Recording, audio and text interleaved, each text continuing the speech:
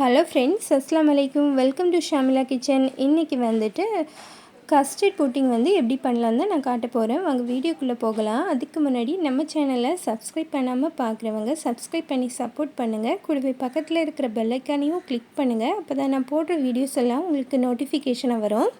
இப்போ வந்து custard pudding பண்ணுறதுக்காக நான் வந்து 10 கிராம் அகர் அதாவது கடல் பாசி 10 கிராம் கடல் பாசி எடுத்துருக்கிறேன். இதை வந்துட்டு தண்ணியில் லைட்டாக கழுவிட்டு நான் சின்ன சின்ன பீசஸாக கட் பண்ணி ஒரு பவுலில் போட்டிருக்கிறேன். இதில் வந்துட்டு ஒரு அரை கப் அளவுக்கு தண்ணி ஊற்றி ஒரு அரை மணி நேரம் வந்து நம்ம வந்து அதை ஊற வச்சு எடுத்துக்கலாம். இந்த மாதிரி ஊற வச்சு எடுத்தோன்னா நமக்கு வந்து சீக்கிரமாக இது வெந்து கிடைக்கும். அதுக்காக தான் இப்போ அரை மணி நேரத்துக்கு ஆனதுக்கப்புறமா நான் வந்து ஒரு பாத்திரத்தில் இந்த ஊற வச்ச கடல் பாசி எடுத்து போட்டுட்டு அதில் வந்து ஒரு 1.5 கப் அளவுக்கு தண்ணி சேர்த்துருக்குறேன். இப்போ வந்து இதை வந்து ஒரு மீடியம் ஃப்ளேமில் வச்சு நம்ம வந்து இந்த கடல் பாசியை காய்ச்சி எடுத்துக்கலாம். இப்போ வேறொரு பாத்திரத்தில் நான் வந்துட்டு ஒரு அரை லிட்டர் அளவுக்கு பால் எடுத்து வச்சுருக்கிறேன். இப்போ இந்த பாலை வந்து நம்ம காய்ச்சி எடுத்துக்கலாம். இந்த அரை லிட்டர் பால்லேருந்து நான் கொஞ்சமாக ஒரு பவுலில் பால் எடுத்து வச்சுருக்கிறேன். அது எதுக்காகனா கொஞ்சமாக நம்ம வந்து கஸ்டர்ட் பவுடரை ஆட் பண்ணி மிக்ஸ் பண்ணுறதுக்காக தான். அந்த பாலில் வந்துட்டு நான் வந்து ஒரு 2 டீஸ்பூன் அளவுக்கு கஸ்டர்ட் பவுடரை ஆட் பண்ணிக்கிறேன். கஸ்டர்ட் பவுடர் ஆட் பண்ணி கட்டி எதுவும் இல்லாமல் நல்லா வந்து மிக்ஸ் பண்ணி கொடுத்துக்கிறேன்.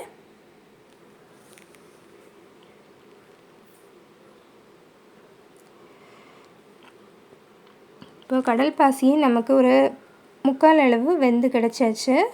நம்மளோட பால் வந்து நல்ல கொதி வந்தாச்சு. இப்போ பால் கொதித்த உடனேயே ஒரு மீடியம் ஃப்ளேமில் வச்சுட்டு இந்த கஸ்டர்ட் நம்ம மிக்ஸ் பண்ணி வச்சுருந்த அந்த கஸ்டர்ட் பவுடரை இந்த பாலோடு நம்ம வந்து ஆட் பண்ணிக்கலாம். பாலோடு ஆட் பண்ணிவிட்டு ஒரு ஸ்பூன் வச்சு நல்லா வந்து மிக்ஸ் பண்ணி கொடுக்கணும். நம்ம கஸ்டர்ட் பவுடர் ஆட் பண்ண உடனே பால் வந்து நமக்கு கொஞ்சம் கெட்டியாக ஆரம்பிக்கும்.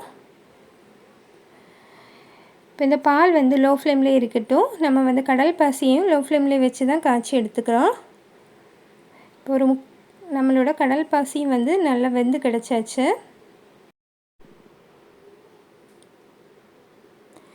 பாருங்கள், திரியாக எதுவும் இல்லாமல் நல்லா வந்து பார்க்குறதுக்கு எப்படி கிறிஸ்டல் மாதிரி நமக்கு தெரியும். இந்த ஸ்டேஜில் வந்து நம்ம ஸ்டவ் ஆஃப் பண்ணிக்கலாம்.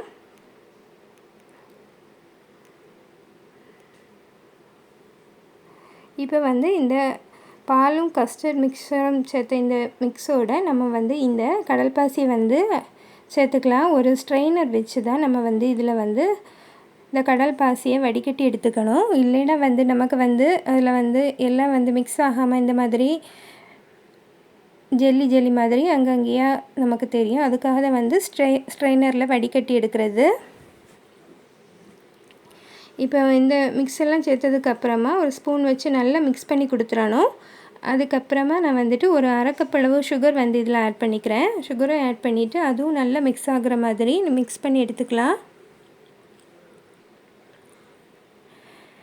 இப்போது லோ ஃப்ளேம்லேயே போட்டு நம்ம ஒரு 10 நிமிஷம் இது வந்து நல்லா கெட்டியாகிற அளவுக்கு 10-15 நிமிஷம் நம்ம வந்து லோ ஃப்ளேமில் வச்சு இந்த பாலை வந்து நல்லா வந்து காய்ச்சி எடுத்துக்கலாம். இப்போ பார்த்திங்கன்னா ஒரு 10 மினிட்ஸ் ஆனதுக்கப்புறமா பால் வந்து இந்த மாதிரி கொஞ்சம் நல்லா திக்காக மாற ஆரம்பிச்சிருச்சு. அதுக்கப்புறமா 15 நிமிஷத்துக்கு அப்புறமா வந்து நான் இப்போ காட்டுறேன் பாருங்கள். இந்த அளவுக்கு திக்காக மாற ஆரம்பிச்சிருக்கு. இந்த டைமில் நம்ம வந்து ஸ்டவ் ஆஃப் பண்ணிக்கலாம். இதுக்கு மேலே வந்து கெட்டியானால் நமக்கு வந்து புட்டிங் வந்து அவ்வளோ சாஃப்டாக இருக்காது. இப்போ வந்து இதை வந்து நல்லா ஆற விட்டு எடுத்துக்கலாம். நல்லா ஆறினதுக்கப்புறமா நான் இந்த மாதிரி ஒரு கிளாஸ் பவுலில் தான் இந்த பாலை வந்து கஸ்டர்ட் புட்டிங்கை வந்து ஊற்றிக்கிறேன். இப்போ வந்து இது நல்லா ஆறட்டும். அதுக்கப்புறமா நம்ம ஃப்ரிட்ஜில் வச்சு எடுத்துக்கலாம். அதுக்கப்புறமா நான் ஒரு பிளாஸ்டிக் பவுல் எடுத்துருக்கிறேன். அதில் கொஞ்சமாக ரோஸ் எசன்ஸ் ஆட் பண்ணி அந்த மிக்சரை நான் ஊற்றிருக்கிறேன். இப்போ வந்துட்டு இதில் வந்து நான் கொஞ்சமாக நட்ஸ் வந்து ஆட் பண்ணிக்கிறேன். நல்லா ஆறுனதுக்கு அப்புறமா தான் நட்ஸ் வந்து ஆட் பண்ணேன்.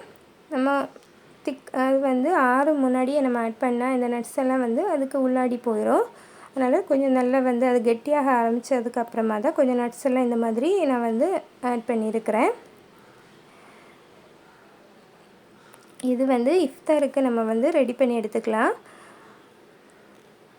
இப்போ உங்களுக்கு இந்த வீடியோ பிடிச்சிருக்குன்னு நினைக்கிறேன். நீங்களும் ஒரு தடவை இந்த மாதிரி வீட்டில் ட்ரை பண்ணி பாருங்கள். உங்களுக்கு இந்த வீடியோ பிடிச்சிருந்தா மறக்காமல் லைக் பண்ணுங்கள், ஷேர் பண்ணுங்கள், கமெண்ட் பண்ணுங்கள். தேங்க்ஸ் ஃபார் வாட்சிங்.